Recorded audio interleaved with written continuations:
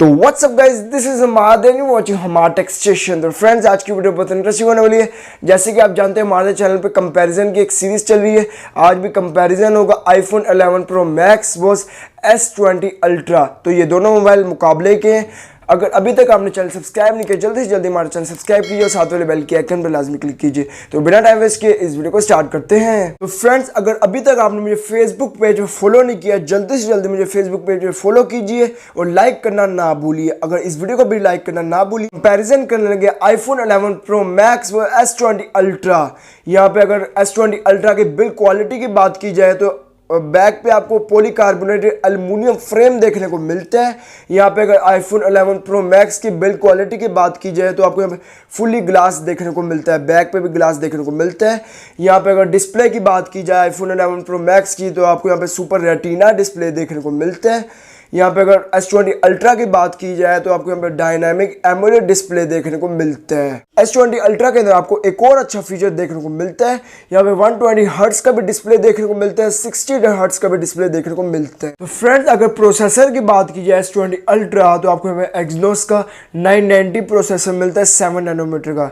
कुछ कंट्रीज में स्नैपड्रैगन 865 के साथ भी आया है।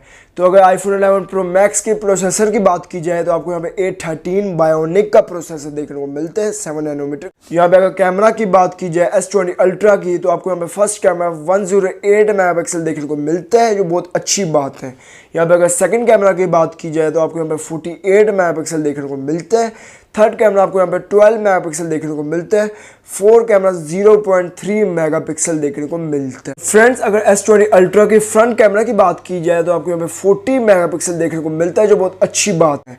यहाँ पे अगर आईफोन 11 प्रो मैक्स की कैमरा की बात की जाए तो आपको यहाँ पे 4 कैमरे 12 मेगापिक्सल देखने को मिलते हैं। फ्रंट भी आपको यहाँ पे 12 मेगापिक्सल देखने को मिलता है। S20 अल्ट्रा में आपको एक और अच्छा फीचर देखने को मिलता है, आपको यहाँ पे 100x का जूम भी देखने को मिलता है। यहाँ पे अगर एंड्रॉइड की बात की जाए S20 अल्ट्रा की, यहाँ पे आपको One UI 2 देखने को मिलता है।